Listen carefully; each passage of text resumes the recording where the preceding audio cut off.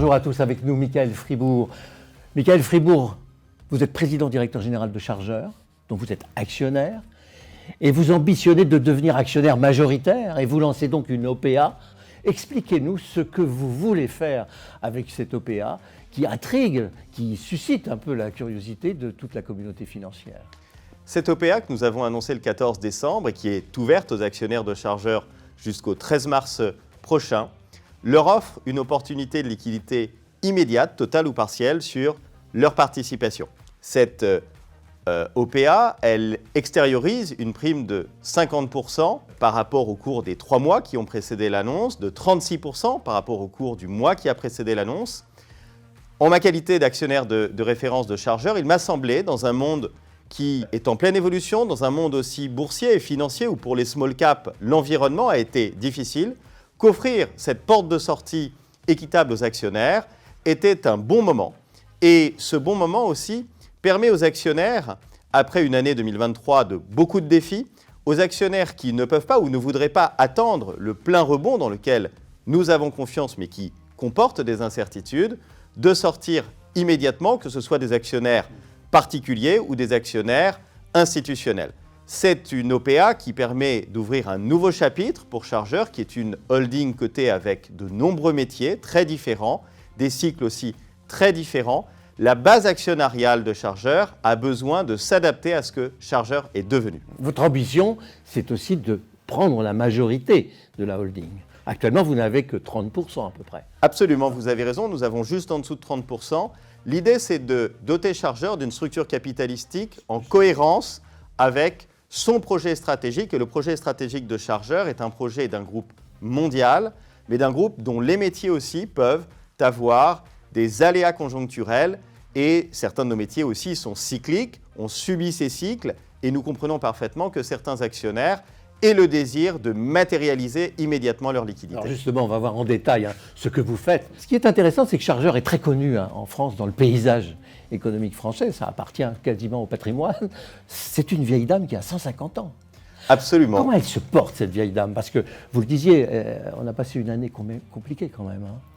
Alors, Chargeurs, vous l'avez dit, c'est une holding cotée, diversifiée, qui a pour spécificité de posséder, de développer des champions mondiaux dans des activités de niche. Ces activités de niche ont traversé différents cycles économiques. Nous sommes, je le rappelle, numéro 1 mondial dans différents secteurs d'activité. Parmi ces secteurs, certains sont cycliques et effectivement, 2023 a été une année exigeante avec des vents défavorables. Nous sommes donc aujourd'hui avec une année 23 où nous avons été profitables, nous sommes restés profitables, mais nous avons aussi des activités cycliques, ce qui explique aussi l'opportunité que nous offrons aux actionnaires d'avoir une liquidité immédiate face à ces activités cycliques. Pour être plus précis, on va donner des exemples de métiers que vous faites. Aujourd'hui, Chargeurs, c'est le numéro 1 mondial des films de process, c'est le numéro 1 mondial des textiles techniques pour le luxe et la mode, c'est le numéro 1 mondial de la laine et c'est le numéro 1 mondial de l'aménagement de musées. Donc nous sommes très diversifiés, c'est ce modèle de holding diversifié que nous allons poursuivre aussi dans les années futures. Et Chargeurs, qui a doublé de taille au cours des 8 dernières années, ambitionne de poursuivre sa croissance et aussi a besoin pour poursuivre sa croissance d'une géographie du capital plus affermie avec un actionnaire majoritaire, de rester une entreprise cotée et d'offrir aux actionnaires qui le souhaitent d'avoir une liquidité immédiate pour ceux qui veulent sortir et de pouvoir, pour ceux qui veulent rester, profiter de la création de valeur future. Des activités qui sont très diversifiées, vous le dites, mais qui sont aussi complémentaires en matière d'évolution et de cycle. Alors nous avons des activités qui globalement arrivent à compenser les cycles, c'est ce qui explique que nous ayons pu rester profitables malgré le Covid, que nous ayons pu rester profitables malgré les conséquences et les crises en chaîne de la guerre en Ukraine. Et ça n'empêche pas cependant évidemment que nous subissions certains cycles économiques, notamment notre activité de film de process qui était liée à la construction. Et dans ce contexte, mon devoir d'actionnaire de référence m'a semblé d'offrir à l'ensemble des actionnaires une opportunité de liquidité immédiate. Et puis ceux qui peuvent attendre les effets d'un rebond que nous anticipons, mais qui prendra du temps, qui reste soumis à des aléas et qui reste soumis à des incertitudes dans le monde économique que nous connaissons, eh bien, ceux-là pourront avoir la liquidité tout de suite. Comment vous voyez l'avenir alors? Chargeur, c'est un groupe mondial, 95% de notre chiffre d'affaires à l'international. Ce groupe mondial est un gagnant de la mondialisation, clairement. La mondialisation est en pleine recomposition. Il y a une régionalisation du commerce qui se produit et donc le modèle d'expansion internationale des métiers de chargeurs, de l'ensemble de nos activités, va évoluer. Cette évolution va demander du temps et ce temps, comme actionnaires, nous pouvons l'assumer et nous offrons aux actionnaires qui, eux, ont peut-être plus d'impatience, l'opportunité de sortir à des conditions équitables et immédiates. Je vais vous embêter un peu, parce que si on regarde l'actualité, on peut avoir des doutes sur l'évolution de la géopolitique. Elle est quand même très agitée, parfois incertaine.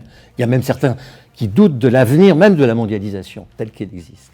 Moi, je suis un convaincu partisan de l'expansion internationale. Je crois à la force des économies développées, je crois à la force montante des économies émergentes et de nouveaux acteurs émergents.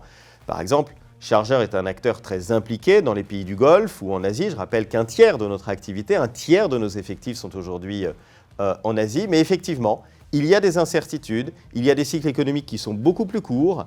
Les tendances économiques sont en train de changer et nous devons construire notre chemin dans ces nouvelles tendances. C'est aussi la raison pour laquelle nous avons annoncé que nous mettrons à profit 2024 pour élaborer un nouveau plan opérationnel pour le cycle 2025-2030 et nous présenterons ce plan au printemps 2025, au premier trimestre 2025 pour capter ces futures tendances. Très confiant mais prudent.